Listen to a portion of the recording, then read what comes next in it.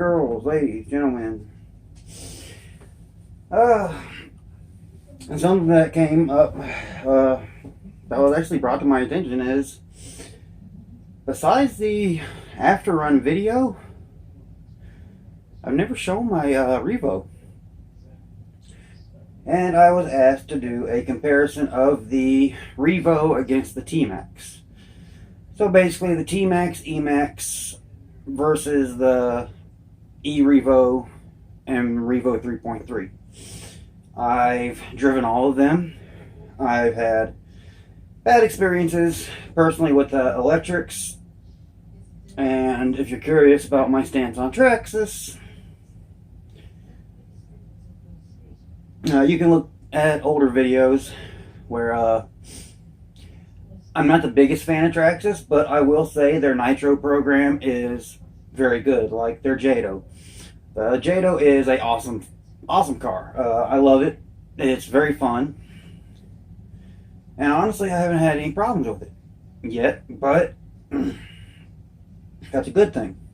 Even with some repairs that were done with JB Will. But that's not what this video is about. The T-Max versus the Revo. So, first, T-Max. Which one would you rather have? Why? So, first, T-Max came out, wow, it's been out for about 20-25 years. Many companies have copied the suspension setup. Let's get over here. Let's get the body off so more things can be seen. And yes, I will get to the Jado. Just going to start off with the T-Max, then show the Revo, and then show different comparisons. The T-Max, very easy to work on. Mine has some aluminum parts, aluminum bulkheads. I have, in both my Revo and my T-Max, I have reverse.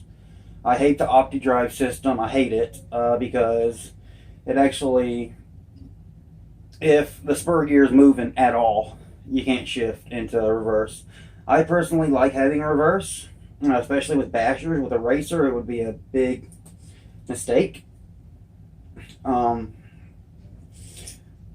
And like I said, the suspension setup with the holes in the A-arms with the two shocks going through it, it's been copied by many corporations. Tamiya, I don't know the exact names of the vehicles because there's so many, honestly.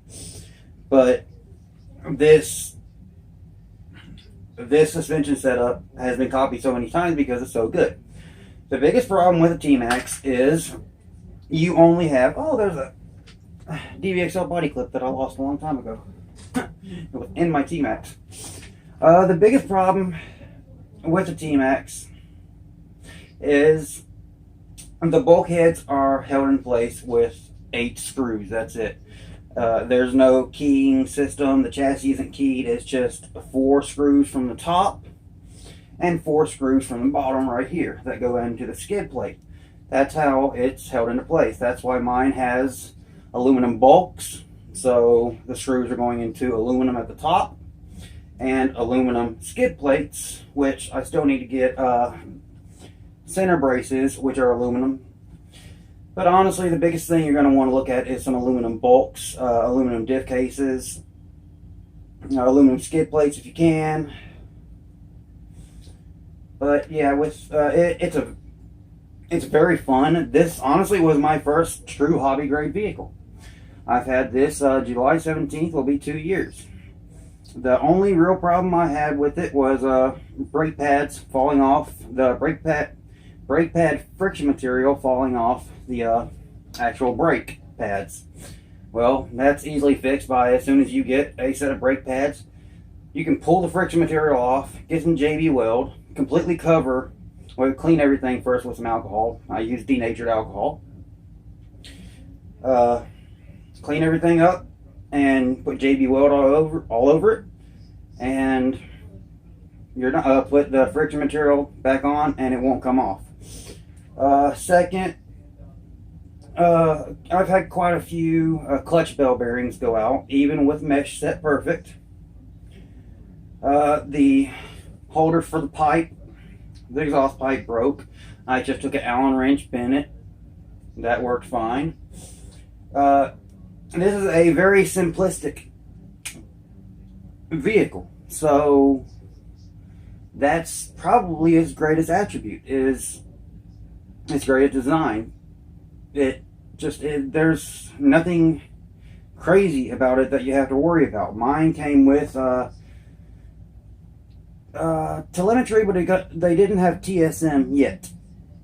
I honestly don't like TSM, but that's a personal thing. If you like TSM, if you don't, some people do. I have AVC, Spectrum Advanced Vehicle Control, and some of my two-wheel drive, in all three of my HPI two-wheel drive vehicles, because I like to give it full throttle and I want it to go in a straight line. Most of the time I don't use it, but say I hand it off to somebody that has never ran it, like my 5SC. After I got it from the guy that sold it to me, I put that in, and then he said he wanted to see it after I fixed it, and I was a little worried about him driving it, so I limited throttle to 50%, made the brakes less touchy because I like my brakes really touchy, and let him drive it. But yeah, TSM I personally don't like. This one has Savok servos, steering and throttle and brake. I actually had a high-tech throttle and brake, ultra torque metal gear. I think it was steel gear, and I still have it, but it fried. I'll never get another high-tech servo again. Not with my money. Honestly, this one is waterproof, the one up top. The steering servo is not. The reason why I'm running the waterproof one up top is I waterproofed this one. This was I got this one for a really good deal. And the steering servo also has more torque for steering, and it's faster. It's great. It's easy to work on. I also have the Venom pack right here. I changed out the shift servo to go into reverse from the micro to an actual 1/10 scale servo. I just didn't like that tiny little servo, because I had 2 or 3 burn out on me. But yeah, T-Max all around, very easy to work on. The one thing is you'll have to learn how to set the rear end toe unless you get the RPM True Track set up. I think that's like $25-30, which instead of having these rods right here, there's actually something holding the hub in place, and not a rod. It's actually a pin holding it in place instead of the balls like with the front, so you can turn. You can do the same thing with the rear. If you were to add a servo back here somewhere, you would have 4-wheel steering. Honestly, with a Basher, no. So that's the T-Max. It's great. The E-Max is plastic. I'll start there. The biggest problem with the E-Max is a lot of people haven't had this problem, but the front, just the chassis will break. I mean, you'll do a jump and I've seen the entire rear half break away. I've seen the entire front half break away. And it takes a lot of metal. You have to buy an entire metal chassis, metal bulks for the rear, diff cases, whatever. I mean, I really didn't look at it a lot, but I've seen a lot of problems with the E-Max. So yeah, go with a T-Max and do a electric conversion, because also metal chassis. That's a big thing with me. I don't like an off-road vehicle that has a plastic chassis. That is just stupid to me, because that thing is going to flex. Parts are going to break. Yeah, that's my problem with the X-Max. A very fun vehicle. I'm going to get another one. But I'm going to get Kershaw Designs Center HCG, high center of gravity. I want more. I don't like the LCG because you actually lose like 2.5 inches of ground clearance. But yeah, it's going to have probably about $1,000–1,500 worth of upgrades done to it in time. So that's the T-Max. Very simple design. You got your skid plates. It's the best thing about it is design. It's very simple. Everything works very well. You never have any problems with it. So that's my opinion on the T-Max. Oh no.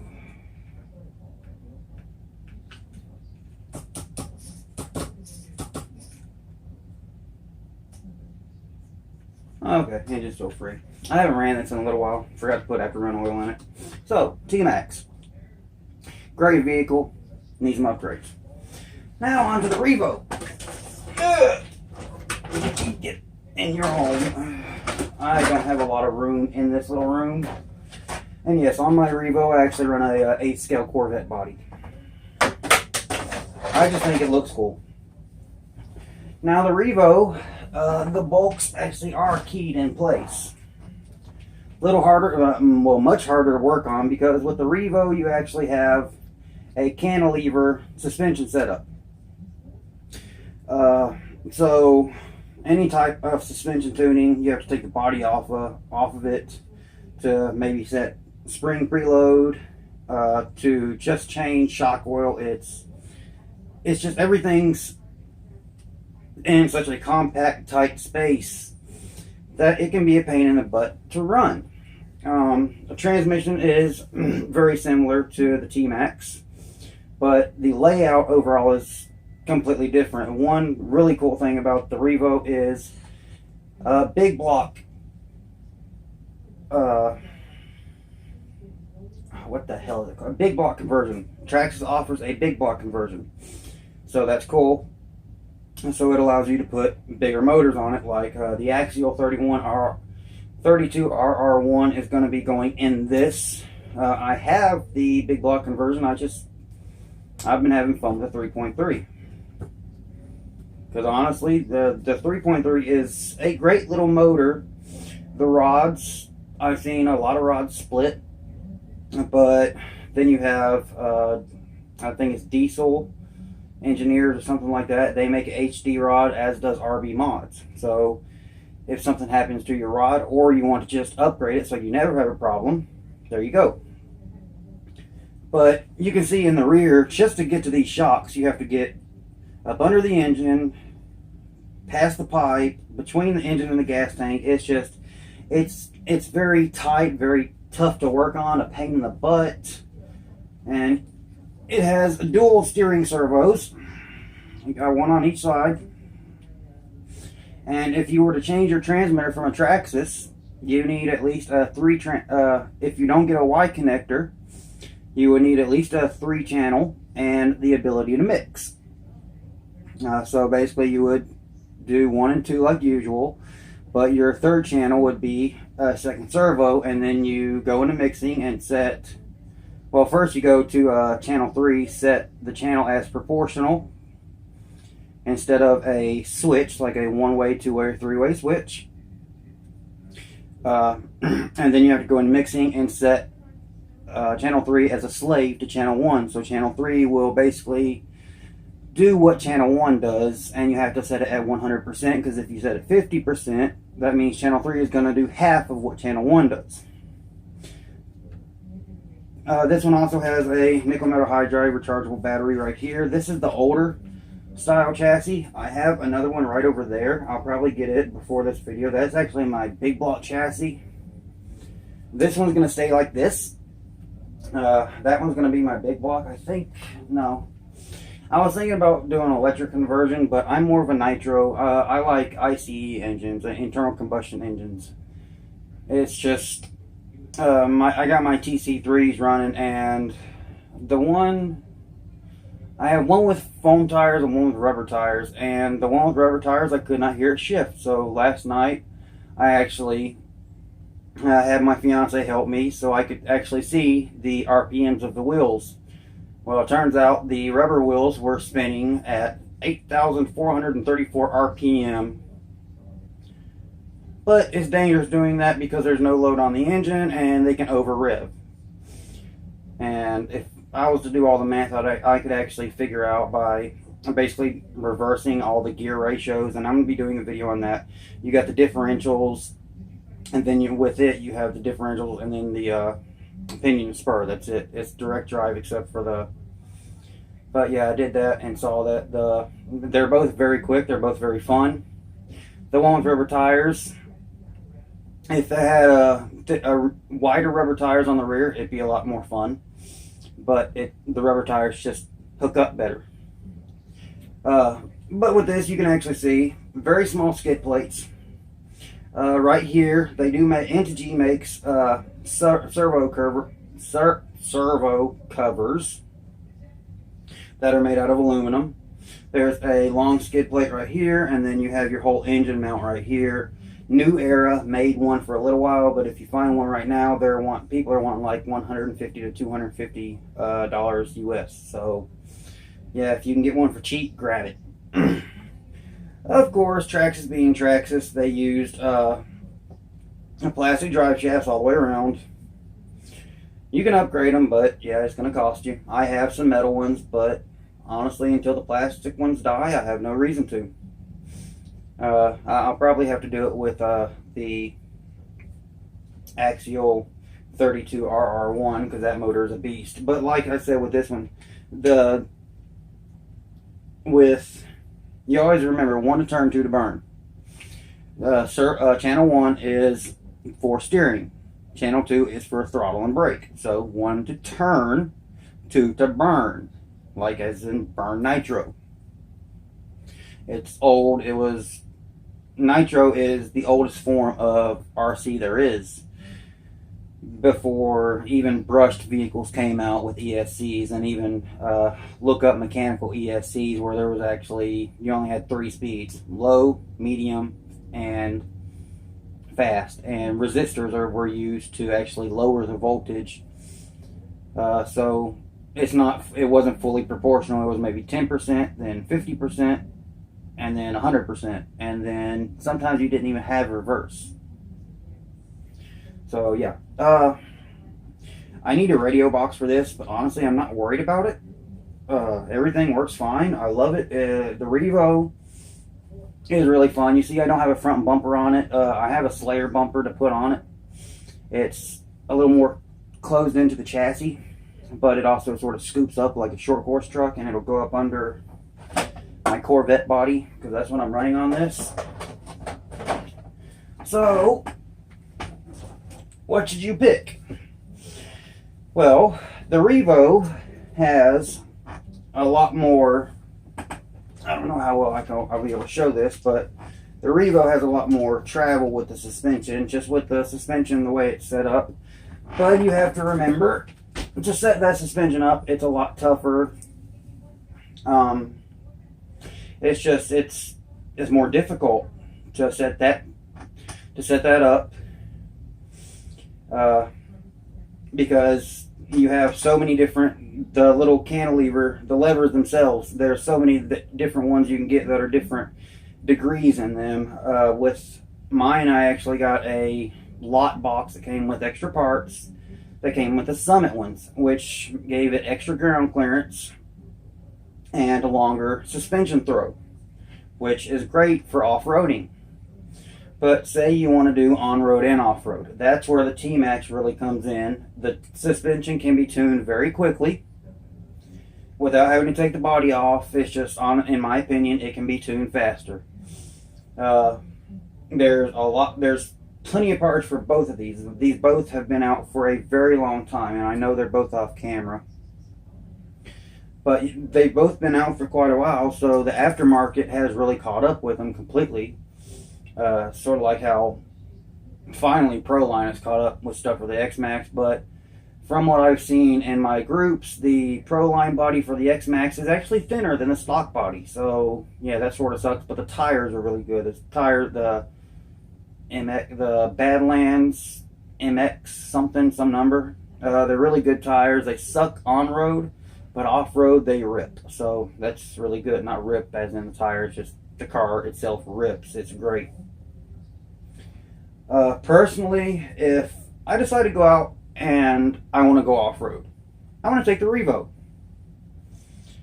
And if I'm only doing off-road, it's going to be the Revo because more suspension travel, better suspension travel, and honestly, it doesn't have to be tuned as much. The suspension doesn't have to be tuned as much for different situations. If I'm going for on-road and off-road, maybe 50% on-road, 50% off-road, I would take the T-Max. The suspension would have to be tuned, but it can be tuned very quickly just by preload clips. Or you can always get the big bore shocks that have the preload spinners and threaded shocks. Mine doesn't have that because I haven't had the reason to do that. One of the biggest problems with the Revo is the header likes to break right here, right there, right where it bolts together. It likes to break right there. Somebody, I don't know the name of the company that makes it, but it's a header that's held on with a spring instead of being bolted directly to the motor, so it can give a little. And the one cool thing is with this, the exhaust comes out the back and not the side. So that's the two of them. Both of them very fun. Both use a 3.3. You also have the T-Max Classic that I believe has the 2.5 or the 2.5R, but it's a shorter wheelbase. It's shorter. And I also have a Revo somewhere. Got a lot of boxes of stuff. So I have the original Revo that was actually shorter than the T-Max when it first came out, and then they ended up making it longer. And then so there's actually 3 editions of the Revo chassis. I have all 3. I like the longer versions, but the short version has its place. So personally, for me, it all depends on what I'm doing. Like I said, the Revo, the suspension travel is great. The suspension is very strong. You don't have, instead of having shocks and springs that are open to everything, you just have a push rod that's open to it. And yeah, I'll show that. Yeah. You just have these push rods right here, right here, right here, go through the A-arm, and right here. So you don't have to worry about maybe a stick coming through when you're driving and hitting your shock and breaking it. That's why I said if I was doing nothing but off-road, it would be the Revo. If I was doing on-road and maybe a little bit of off-road, T-Max, because the T-Max can handle a lot of off-road. But with the right setup on the Revo, you will get a lot more suspension travel. And this is even for the Revo, the e-Revo. I just prefer nitro. That's why the name of my channel is Nitro Revolution. I try to get people back into nitro, or get them to buy a nitro vehicle and actually see. It's fun, and you don't have to worry about. Overall, a lot of people say electric is cheaper than nitro. Actually, no. The only thing with nitro is there's more maintenance because you have a engine that is running. You have an air filter. You have a clutch. All that extra stuff. You have glow plugs. As long as you take care of the engines, run after oil, you can get 10 gallons, maybe more, through one engine. Personally, like I said many times, O'Donnell 30% race blend. That's what I run in everything. Hasn't let me down yet. I got the Ducati 999R from Thunder Tire coming. It's a 5th scale bike, so that should be fun. I'll do a video on it when I get it, but yeah, but with the T-Max and the Revo, it just all depends on what you're doing, what your personal preference is. The Revo has some really cool technology on it, like the lay-down suspension that F1 cars have. But when it comes to actually having to work on it, it's more of a pain in the butt. There's more parts, just harder to work on. Just to get to a diff, sometimes it can change out diff fluid, diff grease. It takes longer than on a on a T-Max. But it's built better. The front and rear bulks are actually keyed into the chassis like with the X-Max. And if you're curious about that, you can watch my X-Max videos. They're in there somewhere. They go way back, like over a year. Because I got the X-Max May 22nd of 2015. Got rid of it around May 2016. and got my lovely DBXL, which I love way much more, but I want another X-Max. They're fun. Although they take some money, especially the Trax ESC junk piece of shit. So yeah, you're gonna have to worry about that if you get an X-Max. But this is not about the X-Max. Also, with both of these, you can get the telemetry. The best thing for the telemetry is watching the temperature of the engine and the RPMs of the motor and the voltage. As for speed, you're going to have to add the GPS unit, because when it's idling, it's about around 6,000 RPM, which is a good low idle for a nitro. It's saying it's doing 9 miles per hour. There's a little magnet on the flywheel that there's a sensor that reads how many times the motor is revving, and then it takes that revving plus the gear ratio of the transmission and the gear ratio of the diffs, and then you have to put in the size of your tires, how tall they are, and then it can do all those equations and say, okay, you're going this fast. Well, just sitting there with it not moving and just idling, it's doing 9 miles per hour. Yeah, I don't trust that. But I like the ability to watch it. If you get a Futaba radio, you can actually, I've heard the Trax sensors plug right into the Futaba's receivers, but I use Spectrum personally. That's what I got first. I'm gonna get a Futaba. I can't remember which one it is. It's the one with the really wide screen. They go by numbers, and I know one is a 4 PLS, but it's the other one, the one with the wide screen that Aaron from RC Sparks has with his with Tango, his new rock bouncer. I've always wanted a rock bouncer, but I don't know where to get a metal cage. I don't know who makes them. So once I can find out a person that makes one of those, I'll buy one, put some good axles up underneath it. I'll probably do motor on axle, but brushless front and back. Rock 412 motors, definitely. I don't like brushed. But as for like I said, it just all depends. The Revo has a bigger fuel tank, closer to 200 milliliters. The X-Max has a fuel tank of about 150 milliliters. So with the Revo, you'll get a longer run time with one fuel tank. But if you bring your fuel filler bottle along, where are you at? See, at the moment, my room is a little dirty. I've got stuff all over the damn place. Oh, here we go. Here's one. If you bring one of these fuel filler bottles along, you can fill it up to 500 milliliters, and you can always bring the gallon jug along and have fun all day. Because with the gallon jug, you'll get bored before you get run out of fuel. I have a lot of receiver batteries sitting around, a lot of parts on my desk at the moment that they all have a home. I just got to put them in. The RS4 Drift is coming along. All I have to do with it is put, oh hell, let's get it. There's some wires on it, but no biggie. Wires from my Dremel. But yeah, here's the RS4 Drift. I just have to put some body clips on to hold this in place, fix my brake. But the RS4 Drift is pretty much done. Put wheels on. I've already tuned the motor. I would like to get an extra pull start for it. But yeah, this is pretty much done.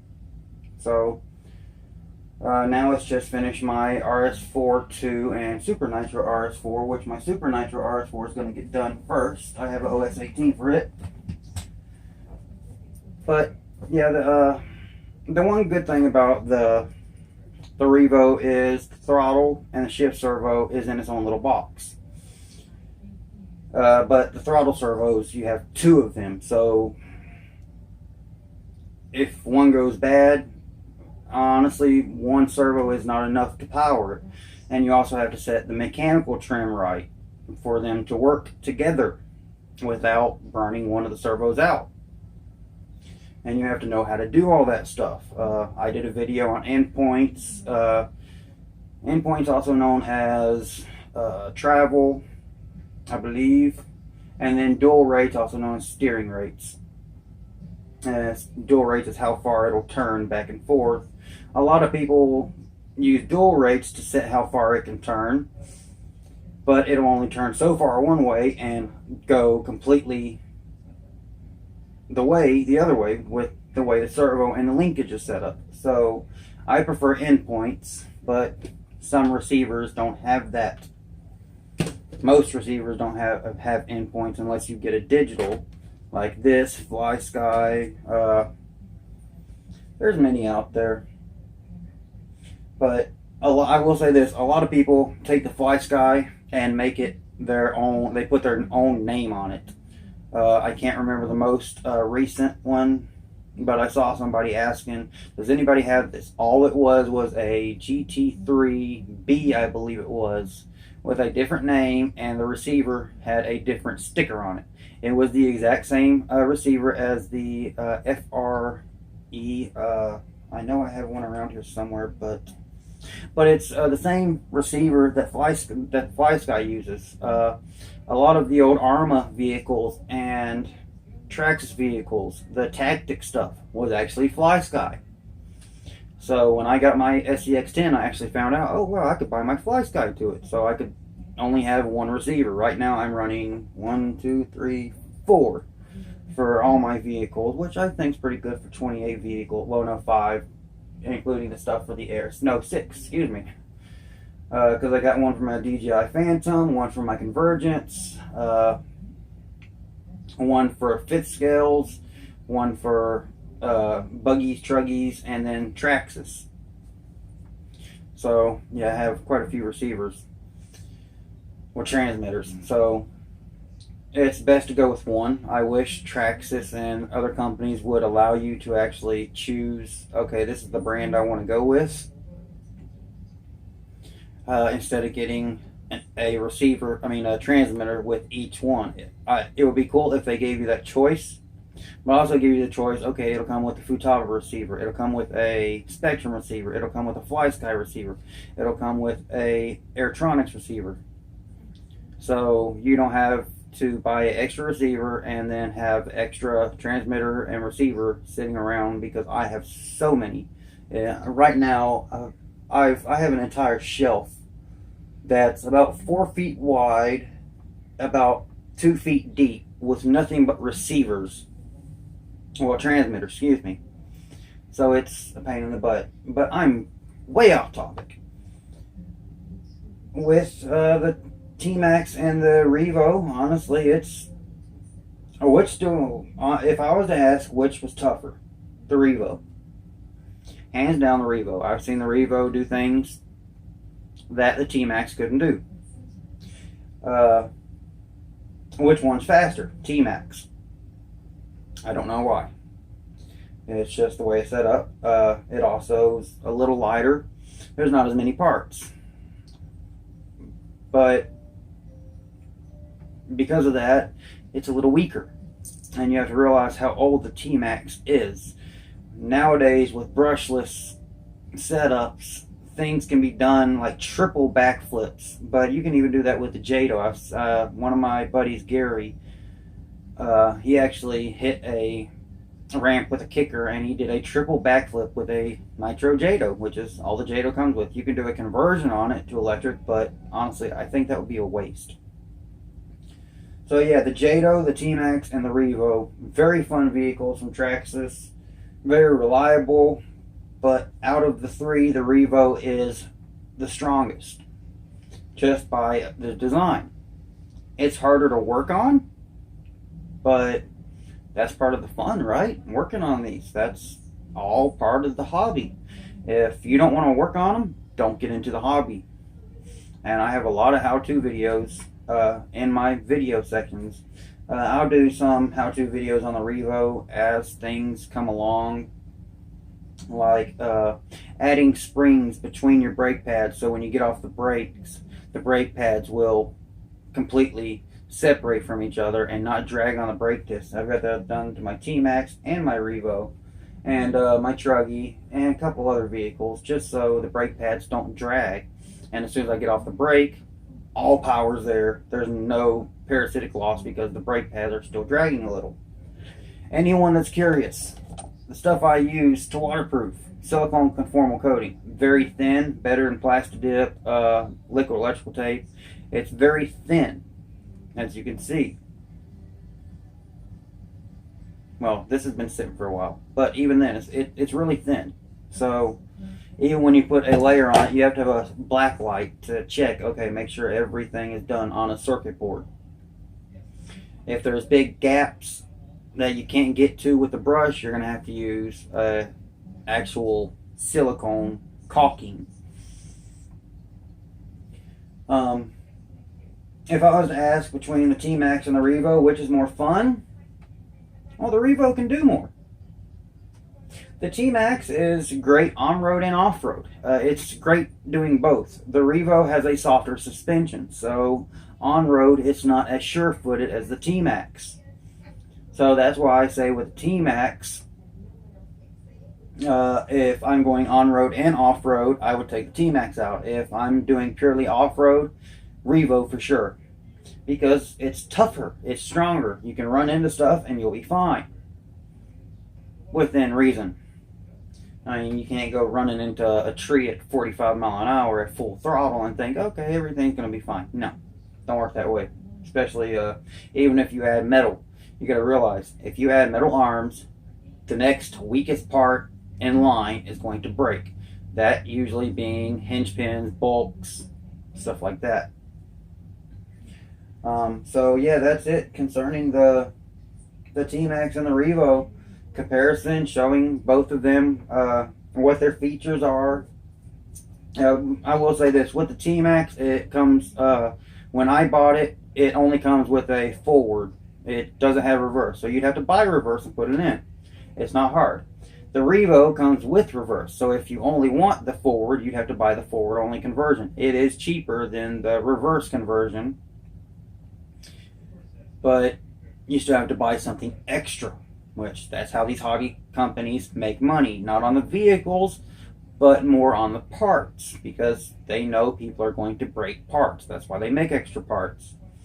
With some of the older vehicles, you don't run them as much. You can't, because if you break a part, you have to search for quite a while. Like, that's why my RS4s aren't done yet. Searching for parts. So I hope this helps some people decide what do they want, the Revo or the T-Max. Also, it's pretty much the same with the E-Max and the E-Revo, except you're dealing with plastic chassis. So it's going to be a little weaker. So you have to realize that. It may have more power, but the overall strength of the vehicle, the chassis and everything is going to be weaker because you don't have an aluminum plate. But yeah, that's pretty much it. I'll stop there. So, got any questions, comments? Remember, starting the 25th, see if I can come across it real quick, the DBXL skid plate, center skid plate. Some lucky viewer is going to get this. Let's take it out of the bag so people can actually see it. I'll be doing this in every video until, this is April, May 25th. So I'm going to give an entire month. It's right here. Metal aluminum skid plate for the center. And then I'm going to let a completely random website known as wheeldecide.com, WHEELDECIDE.com. Yeah. And you put all the names in the wheel, and then whoever wins, I'll message you over YouTube. You will have to prove that you have a DBXL, because I am not going to give this to someone for them to turn around and sell it and maybe label it as a part that it is not, or a name brand that it's not. I want somebody that actually needs it to have it, not someone who wants to sell it to have it. So yeah, that's it. T-Max Revo comparison, review, features. That's pretty much it. So thanks for watching. Peace.